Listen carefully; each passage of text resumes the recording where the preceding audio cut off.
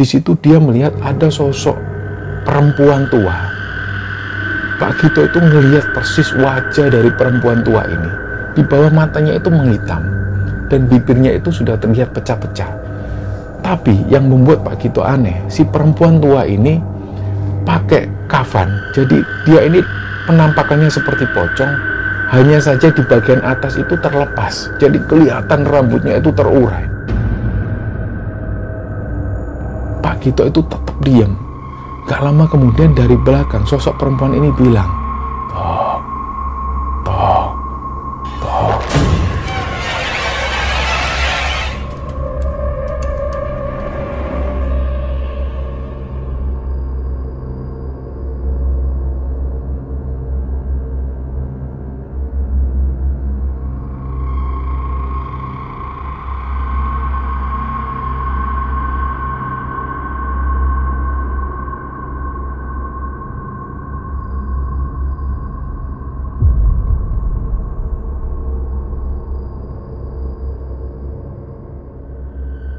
Bismillahirrahmanirrahim. Assalamualaikum warahmatullahi wabarakatuh. Sobat Kembara Sunyi dimanapun berada, pada kesempatan kali ini kami akan bercerita tentang sebuah kisah kiriman yang dikirim oleh Sobat Kembara yang bernama Fahri. Sebelum kita masuk ke ceritanya, untuk teman-teman yang nonton tayangan ini dan belum subscribe, jangan lupa untuk subscribe lebih dulu agar channel Kembara Sunyi ini lebih berkembang lagi dan kami lebih bersemangat lagi dalam membuat konten-konten terbaru di Kembara Sunyi. Dan untuk teman-teman yang telah mendukung kami sejauh ini, kami mengucapkan terima kasih banyak. Semoga amal kebaikan teman-teman dibalas kebaikan berlipat oleh Allah Subhanahu wa Ta'ala.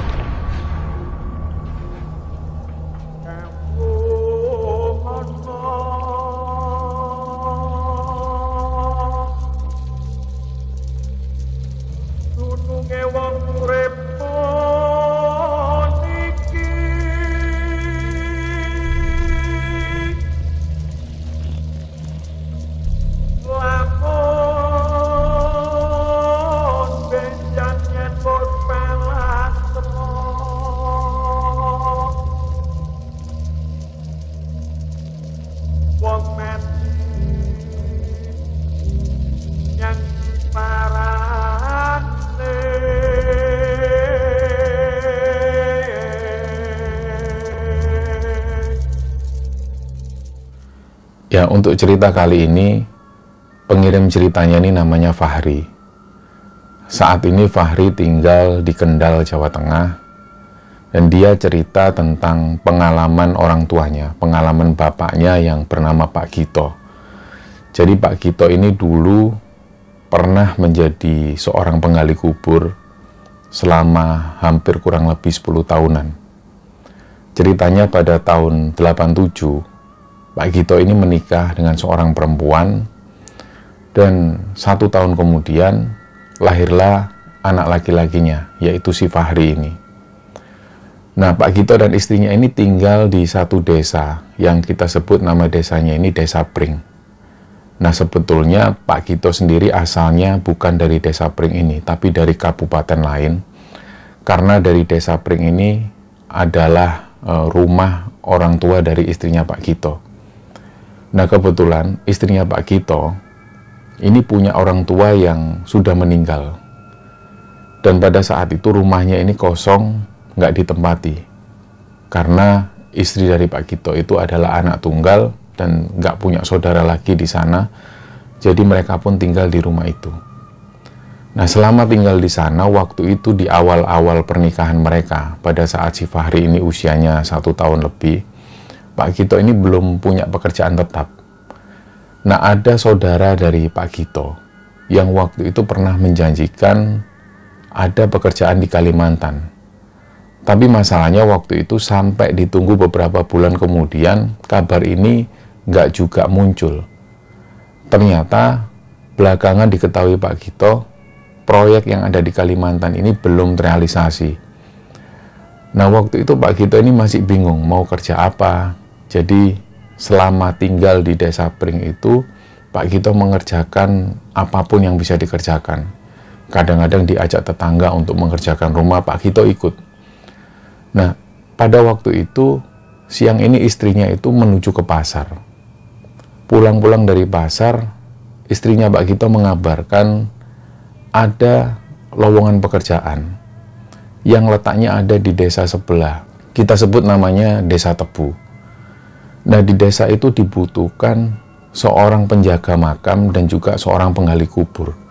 Karena kabarnya penjaga makam yang dulunya tinggal di sana ini sudah meninggal, namanya Pak Hasan. Nah, kebetulan di Desa Tebu itu ada satu pemakaman umum sebenarnya. Tapi di tengah pemakaman umum itu ada satu pemakaman keluarga. Dan semua keluarga ini rata-rata tinggal di Jakarta. Makam keluarga ini dikenal dengan nama makam keluarga Pak Hari. Karena yang di Jakarta itu yang membiayai semua yang ada di makam itu adalah Pak Hari ini. Pak Hari sendiri seorang pengusaha kaya di Jakarta. Jadi selama Pak Hasan menjaga makam di sana dan juga menjadi seorang penggali kubur itu, setiap bulannya digaji oleh Pak Hari itu. Nah, selain menjaga makam keluarga Pak Hari, Pak Hasan semasa hidupnya dulu itu juga menjaga makam yang ada di sekitarnya. Di satu tempat itu nggak jauh dari pemakaman, persis di sebelah pemakaman itu ada rumah dengan ukuran yang nggak terlalu besar dan ada satu kamar di sana. Di sanalah dulu Pak Hasan ini tinggal. Nah, pada saat itulah si istrinya Pak Gito ini ngabarkan ke Pak Gito ada lowongan pekerjaan itu. Tapi waktu itu Pak Gito ini sempat nolak karena di satu sisi ya Pak Gito nggak punya pengalaman untuk itu. Dia sempat bilang ke istrinya, lah aku ini nggak punya pengalaman penggali kubur. Gimana aku bisa kerja di sana nanti? Kalau ada apa-apa gimana? Banyak pertimbangan waktu itu. Tapi karena si Fahri ini sudah mulai banyak kebutuhan dan waktu itu istrinya ini sempat memaksa juga ke Pak Gito, sudahlah Pak, diterima aja, dijalani dulu dengan ikhlas. Kalau nunggu kabar dari Kalimantan sampai kapan? Ini sudah terbilang hampir 1 tahun mereka belum kasih kabar, sementara kerjanya bapak ini juga serabutan. Kasihan si Fahri ini. Nah, berdasarkan pertimbangan itu, akhirnya nggak lama setelah itu, Pak Gito ini langsung menuju ke Desa Tebu, yang jaraknya sekitar setengah jam perjalanan. Begitu sampai di sana, Pak Gito langsung menemui perangkat desa setempat. Beliau mengungkapkan bahwa ada kabar lowongan pekerjaan untuk penjaga makam dan juga penggali kubur. Nah, ternyata perangkat desa ini benar. Selama informasi itu beredar, belum ada satupun orang yang datang untuk melamar. Nah, ketika Pak Gito datang ke sana, langsung disambut baik dan langsung dibawa menuju ke pemakaman tersebut. Dijelaskan sekali lagi oleh perangkat desa itu bahwa sebenarnya ini adalah pemakaman umum. Tapi di tengah pemakaman umum itu ada satu komplek makam keluarga, yaitu makam keluarga Pak Hari yang ada di Jakarta. Nah, di sana ada sekitar 5 makam, dan yang lain ini masih kosong di komplek pemakaman Pak Hari itu. Nantinya, setiap keluarga dari Pak Hari yang meninggal akan dimakamkan di makam keluarga tersebut. Nah, dijelaskan kisi-kisinya, informasi yang seputar pemakaman itu, akhirnya Pak Gito menyepakati hal itu. Dan sudah dijelaskan dari awal oleh perangkat desa bahwa Pak Hari ini memberikan gaji khusus untuk yang mau menjaga makam di sana. Dan sebenarnya rumah yang dulunya ditempati oleh Pak Hasan ini juga merupakan fasilitas dari keluarga Pak Hari.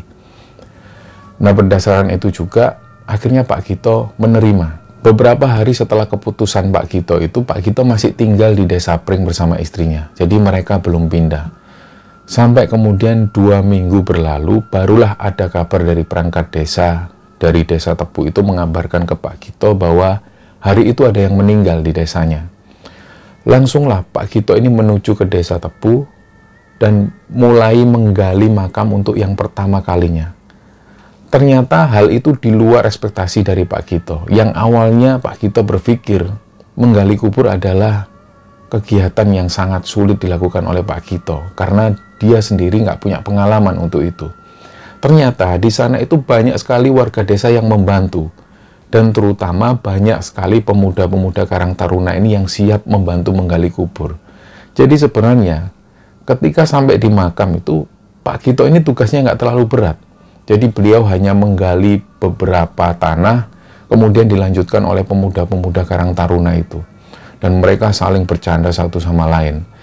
Nah, dari situlah Pak Gito ini mulai akrab dengan pemuda-pemuda Karang Taruna dan juga warga desa yang ada di sana. Nah, singkat cerita, setelah pemakaman itu selesai, mereka pun nongkrong bareng. Pak Gito dan juga pemuda desa dan juga warga desa yang ada di sana ngobrol-ngobrol. Dan pada saat itu, Pak Gito ini ngelihat satu rumah yang dulunya ditempati oleh Pak Hasan. Pada waktu melihat rumah itu, Pak Gito itu merasa nyaman ngelihat rumah itu karena banyak sekali pohon rindang di sana. Nah, selain itu di lokasi pemakaman ini banyak sekali pohon-pohon besar. Jadi yang membuat suasana di sana ini rindang. Begitu Pak Gito ini ngelihat rumah yang dulunya ditempati Pak Hasan, Pak Gito itu langsung tertarik. Dan ketika pulang, sesampainya di rumah, Pak Gito mengungkapkan ke istrinya bahwa rumah yang ada di sana itu, rumah yang dulu ditempati oleh Pak Hasan itu, suasananya rindang. Nah, karena waktu itu istrinya ini mendukung kegiatan dari suaminya, akhirnya istri Pak Gito bersepakat untuk pindah rumah. 3 hari kemudian mereka pun pindah di sana, dan perangkat desa itu senang, karena gimana pun juga lokasi dari Pak Gito ini nggak jauh-jauh. Ketika ada apa-apa yang berhubungan dengan pemakaman, perangkat desa nggak susah-susah untuk menghubungi Pak Gito. Mulailah mereka tinggal di sana. Memang kondisi rumah di sana ini nggak terlalu besar. Ketika menempati rumah itu, yang pertama kali dirasakan Pak Gito, suasananya ini sejuk. Tapi yang membuat mereka itu agak kaget karena memang lokasinya ini persis menghadap ke arah makam. Di depan rumah itu ada satu tempat tidur atau tempat duduk yang terbuat dari bambu yang diletakkan persis menghadap ke arah makam.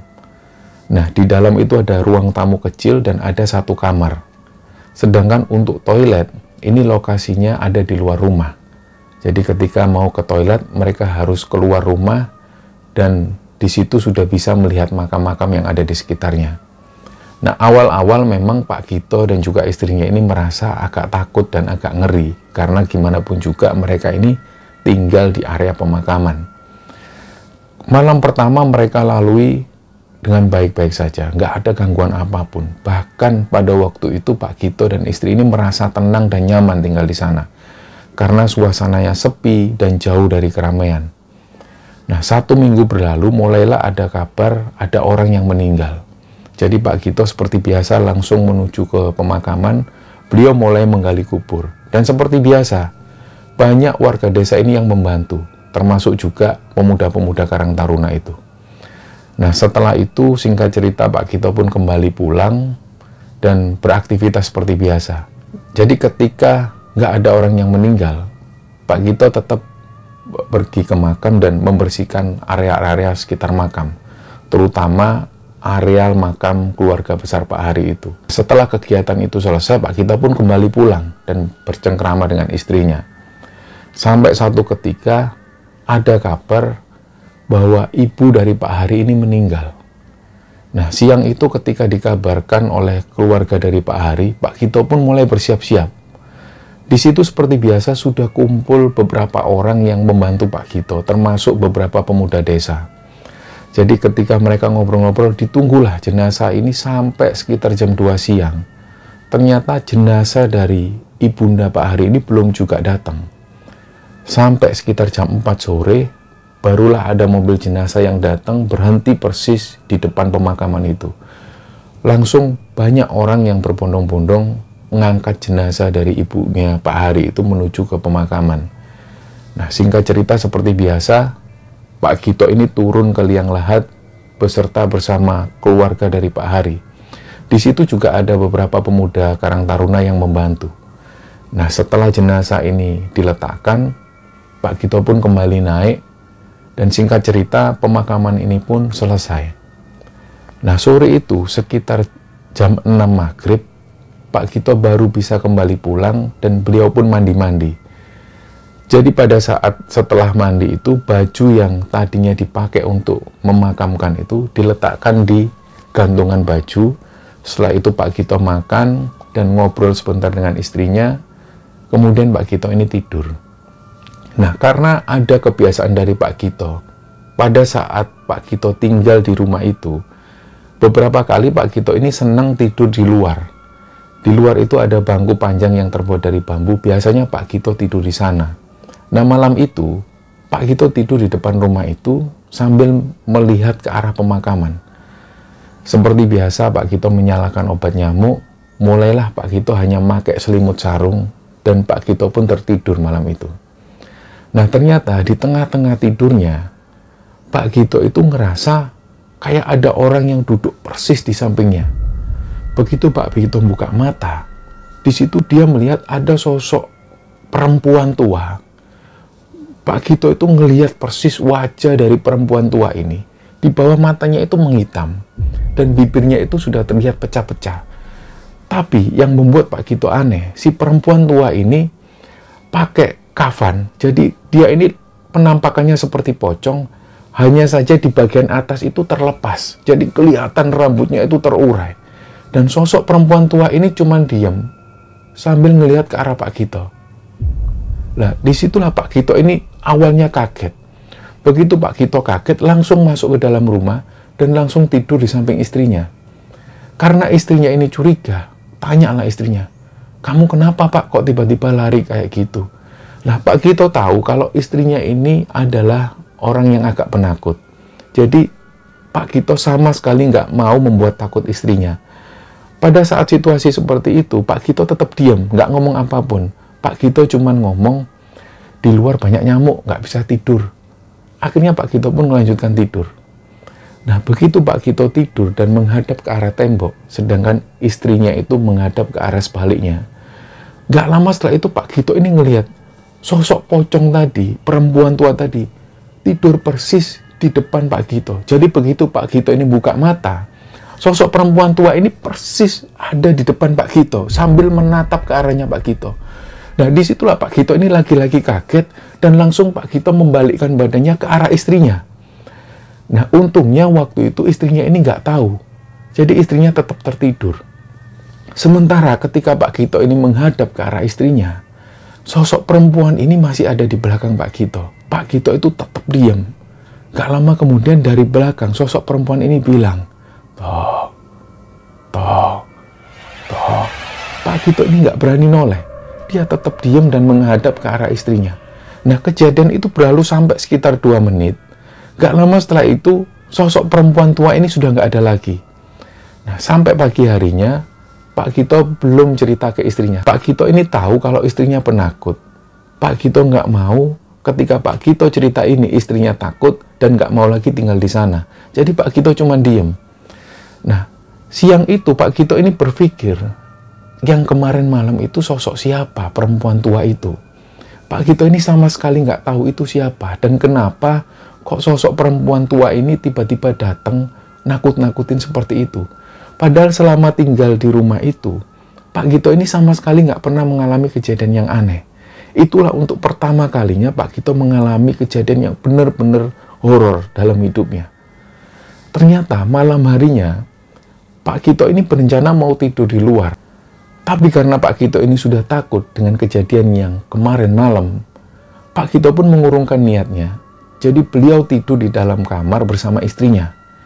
Nah, pada waktu tidur itu, tiba-tiba Pak Gito ini dengar ada suara orang yang ngetuk pintu. Nah, dari situlah Pak Gito ini mengabaikan. Dia tetap tidur. Karena nggak mungkin ada orang yang ngetuk pintu. Rumah Pak Gito ini ada di areal pemakaman. Untuk menuju ke rumah Pak Gito itu harus melewati makam. Dan nggak mungkin di jam seperti itu ada yang ngetuk pintu rumahnya. Nah, begitu Pak Gito mengabaikan ketukan pintu itu, nggak lama kemudian ada yang ngetuk pintu lagi. Dok, dok, dok, dok. Dok, dok, dok, dok. Terus seperti itu. Nah, yang dikhawatirkan Pak Gito, jangan-jangan istrinya ini kebangun gara-gara ketukan pintu itu. Jadi Pak Gito ini nutup telinga istrinya supaya istrinya nggak dengar. Ternyata ketukan pintu itu terus terdengar. Dek, dek, dek, dek, dek, dek, dek, dek. Nah, sampai akhirnya istrinya kebangun. Pak, istrinya ini sudah dengan raut wajah yang ketakutan. Itu siapa yang ngetuk, Pak? Siapa? Karena istrinya juga tahu mana mungkin ada yang ngetuk pintu rumah di jam seperti ini. Apalagi rumah mereka ini ada di areal pemakaman. Nah, pada waktu istrinya ini takut, Pak Gito ini coba menenangkan. Bukan, itu kucing. Sudah kamu tidur lagi. Enggak Pak, itu ada yang ngetuk. Coba kamu lihat.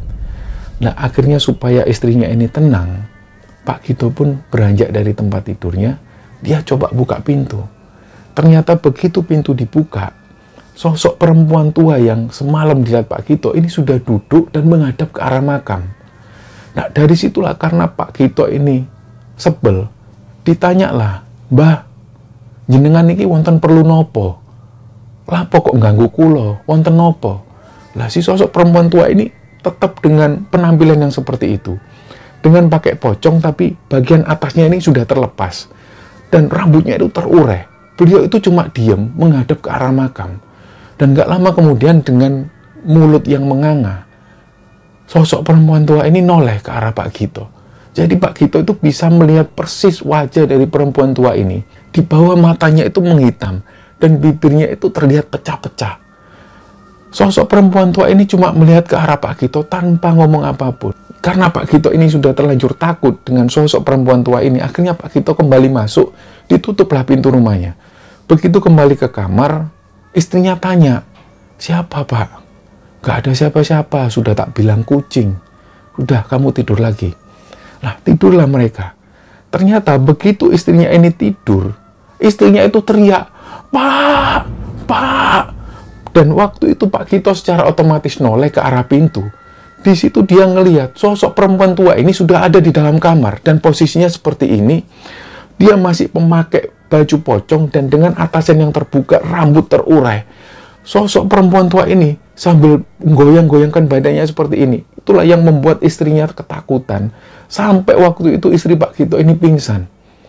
Nah, dari kejadian itu akhirnya Pak Gito ini diam. Gak lama setelah itu sosok perempuan tua ini hilang dengan sendirinya.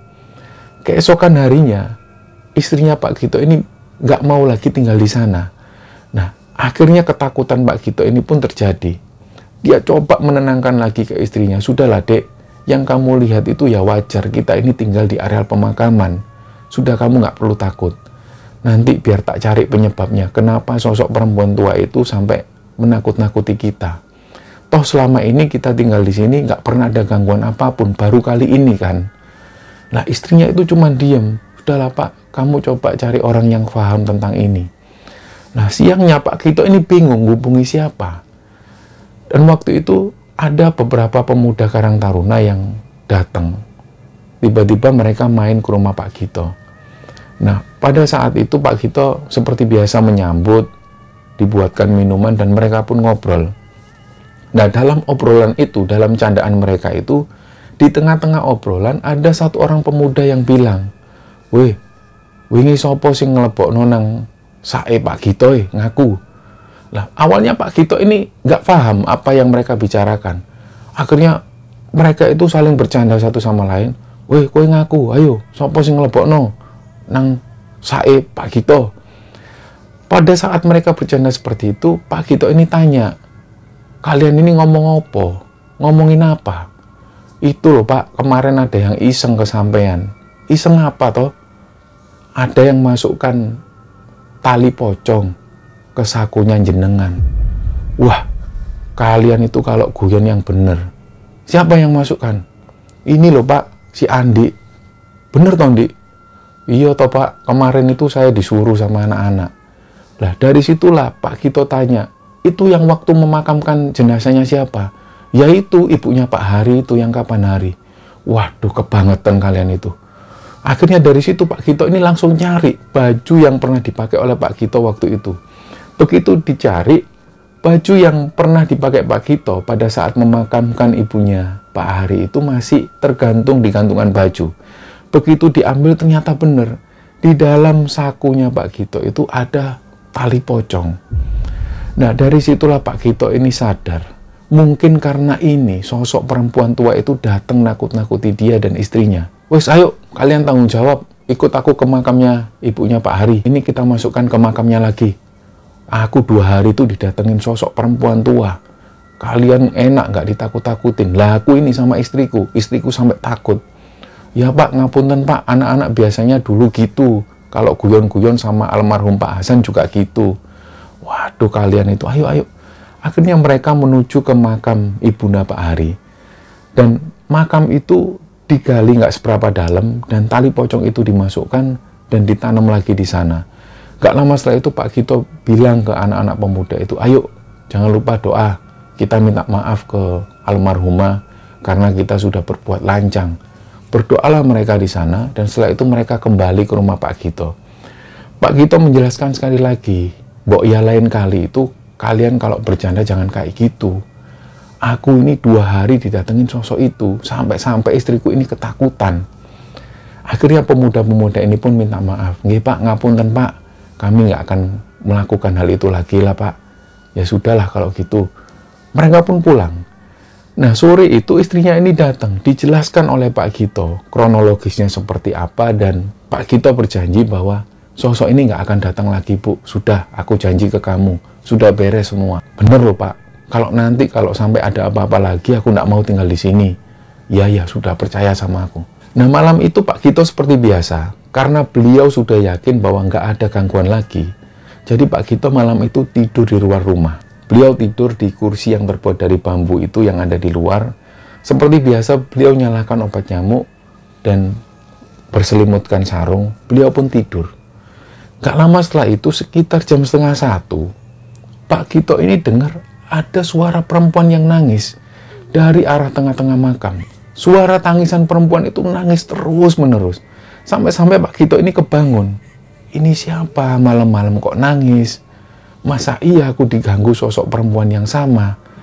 Akhirnya Pak Gito pun nyari. Diambillah senter, disenterkan ke arah tengah-tengah makam. Ternyata nggak ada apapun. Tapi suara tangisan perempuan itu masih terdengar. Nah, karena Pak Gito sudah nggak ambil pusing, Pak Gito pun tidur lagi. Nah, begitu Pak Gito tidur, nggak lama setelah itu, nggak sampai 10 menit, Pak Gito dengar persis di ujung kakinya ada sosok perempuan yang duduk. Dan perempuan ini nangis. Suaranya itu jelas sekali. Jadi Pak Gito ini buka sarung, diintip sedikit. Dia ngelihat ada sosok pocong yang duduk persis di ujung kakinya Pak Gito. Dan sosok pocong ini membelakangi pandangan Pak Gito. Disitulah Pak Gito ini terus-menerus diperhatikan terus sosok pocong ini. Ini masa iya sosok pocong yang kemarin kok perasaan badannya agak kecil. Nah, diperhatikan terus oleh Pak Gito, dan sosok pocong ini terus nangis. Pak Gito ini pun nggak ambil pusing. Beliau pun langsung masuk rumah, dan sosok pocong ini nggak lagi dilihat oleh Pak Gito. Begitu Pak Gito masuk dalam kamar, Pak Gito ini masih diem. Itu tadi siapa? Kok tiba-tiba datang lagi? Apa iya yang kemarin? Sudahlah, tidur lagi lah Pak Gito. Nah, dalam tidurnya itu, Pak Gito ini lagi-lagi ketemu sosok pocong. Dia ketemu sosok pocong, dan wajahnya itu nggak seperti wajah perempuan tua. Sosok pocong ini masih pakai pocong, tapi di atasnya itu sudah terbuka. Nah, penampakan sosok wujud perempuan ini perempuan lebih muda. Dan pada saat itu wajahnya itu sedih sekali. Dalam mimpinya, Pak Gito ini sempat tanya, "Kue sopo, Nduk? Lapo nang kene, Nduk?" Sosok perempuan ini masih nangis, dan dia ini masih mengenakan kain kafan.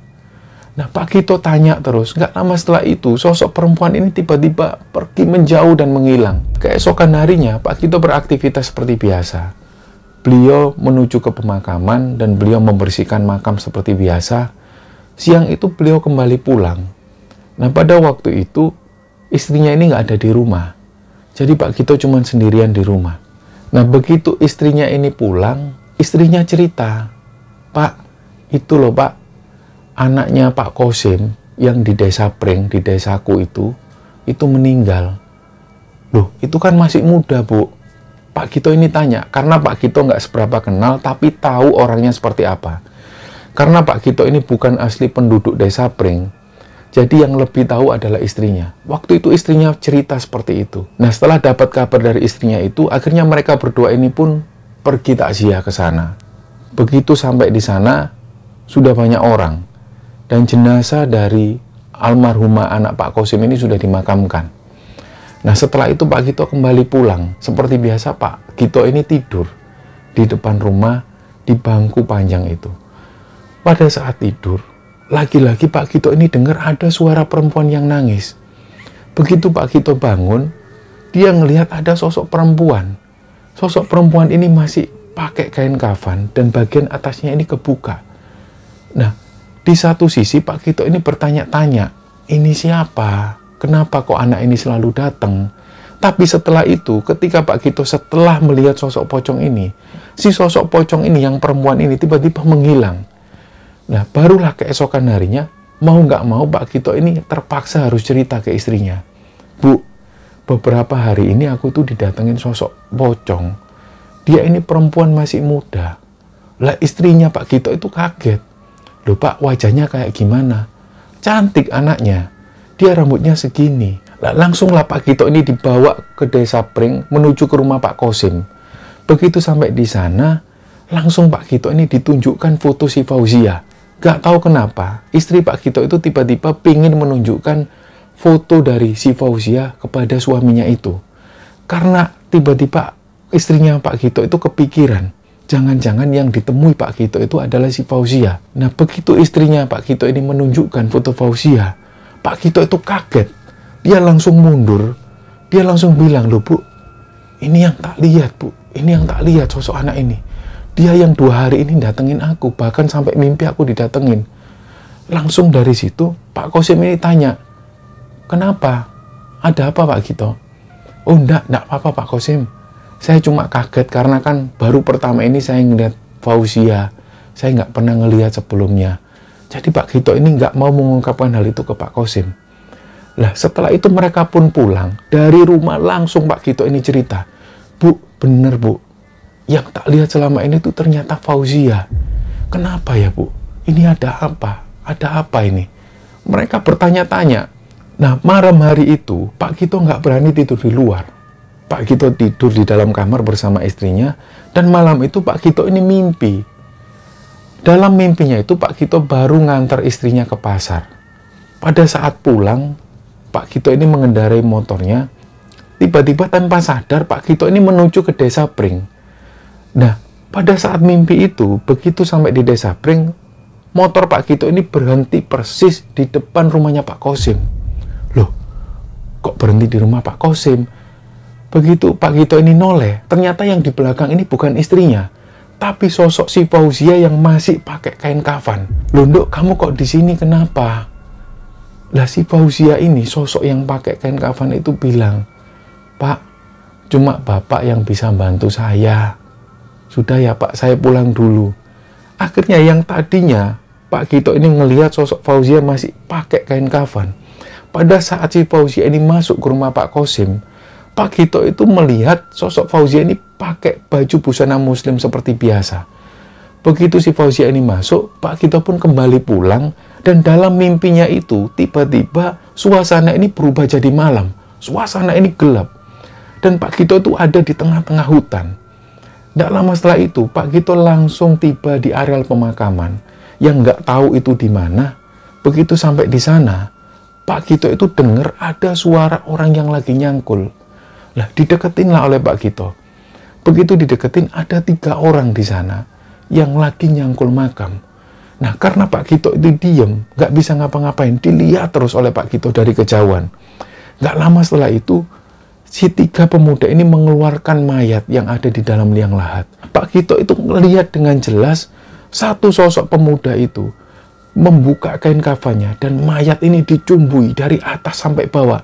Dan mohon maaf, sampai kemudian mayat ini pun disetubui oleh 1 orang pemuda itu. Nah, Pak Gito itu menyaksikan betul kejadian seperti itu dalam mimpinya. Dan gak lama setelah itu, Pak Gito itu tiba-tiba terbangun dari mimpinya. Dan begitu Pak Gito bangun, keringat Pak Gito ini bercucuran. Dari situlah Pak Gito itu cerita ke istrinya bahwa dia yakin mimpi yang dilihat Pak Gito itu kayak nyata. Dan Pak Gito jadi berpikir, jangan-jangan kejadian yang dialami oleh Fauzia itu seperti itu. Jangan-jangan yang ada di mimpinya yang sudah disetubui oleh sosok pemuda itu adalah si Fauzia. Nah, Pak Gito cerita ke istrinya. Tapi istrinya Pak Gito bilang, nggak mungkin lah Pak. Mana mungkin ada orang yang setega itu. Dari kata-kata istrinya, Pak Gito pun diam. Iya juga ya, nggak mungkin lah. Mana ada orang yang setega itu. Ah, nggak mungkin ah. Keesokan harinya, Pak Kito tidur seperti biasa dan Pak Kito itu ngimpi hal yang sama lagi. Mimpi dia ada di tengah hutan dan tiba-tiba motor Pak Kito berhenti di areal pemakaman. Pak Kito jalan sendirian dan ngelihat kejadian itu lagi.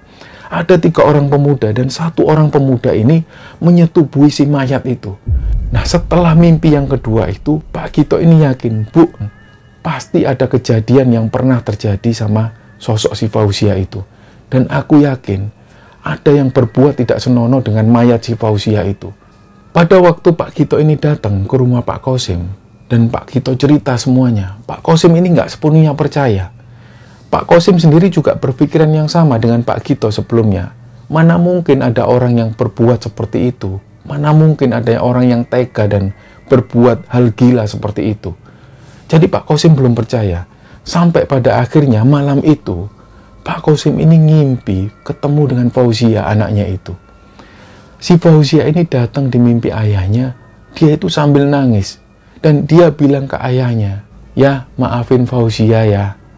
Fauzia nggak mau menghadap ke Allah dengan keadaan junub seperti ini. Fauzia ini sudah najis ya. Disitulah si Fauzia ini sambil nangis bilang ke ayahnya seperti itu. Keesokan harinya barulah Pak Kosim menghubungi Pak Kito. Dan langsung Pak Kosim ini semakin yakin bahwa ada yang terjadi dengan anaknya itu. Langsunglah mereka menuju ke makam Fauzia dan makam ini digali. Sebelum makam itu digali, mereka semua ngelihat makam itu terlihat ada yang aneh. Kayak seolah-olah makam ini baru dibongkar. Nah, setelah makam ini dibongkar dan jenazah Fauzia ini dikeluarkan, akhirnya ibu-ibu ini pun memandikan jenazah Fauzia lagi. Dan terutama ibunda dari Fauzia itu nangis sambil memandikan semua orang. Ibu-ibu itu sambil menangis histeris. Karena kok begitu ada yang tega dengan jenazah ini, ada yang tega dengan mayat ini. Nah, setelah jenazah dari Fauzia ini dibersihkan dari junub dan najis, jenazah Fauzia ini dimakamkan lagi. Setelah itu mereka semua pun berdoa dan mereka kembali pulang. Nah, malam itu pengakuan dari Pak Kosim dan juga Pak Kito, mereka tidur di rumah masing-masing tapi mereka mimpi hal yang sama. Mereka ketemu sosok Fauzia. Di samping kanan kiri dari Fauzia itu ada satu perempuan yang cantik sekali. Mereka berdua itu seperti bidadari yang tingginya melebihi tinggi dari Fauzia. Dan waktu itu Pak Kito dan Pak Kosim dalam mimpinya itu melihat, mereka itu melihat Fauzia itu wajahnya cantik sekali dan tersenyum ke arah mereka. Lah mereka baru tahu bahwa mimpi mereka sama ketika keesokan harinya Pak Kito lapor ke Pak Kosim. Ternyata Pak Kosim mimpi hal yang sama. Mereka ditemui sosok Fauzia yang tersenyum dan cantik sekali, dengan ada 2 bidadari di samping kanan dan kirinya. Nah, cerita inilah yang dibagikan oleh Fahri kepada Pembara Sunyi. Cerita ini yang pernah dialami oleh ayahnya Fahri yang bernama Pak Kito yang dulu pernah menjadi seorang penggali kubur. Kami mengucapkan terima kasih kepada Fahri yang telah membagikan cerita ini dan juga kepada Pak Kito yang telah berbagi cerita ini kepada Pembara Sunyi. Semoga kisah ini bisa diambil kesimpulan dan bisa diambil hikmah oleh teman-teman semua. Mohon maaf kalau ada salah-salah kata. Wassalamualaikum warahmatullahi wabarakatuh.